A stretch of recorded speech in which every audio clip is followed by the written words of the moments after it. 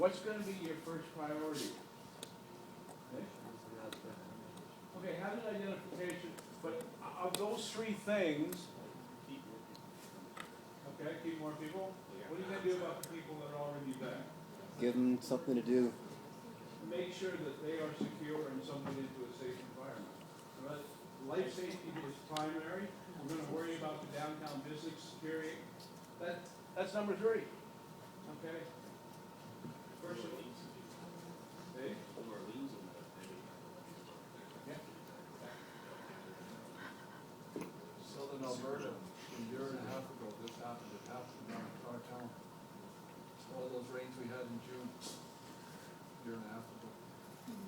Happened in Southern Alberta, flooded. Flooded. Towns in the middle of Burdett, middle of all that story, flooded.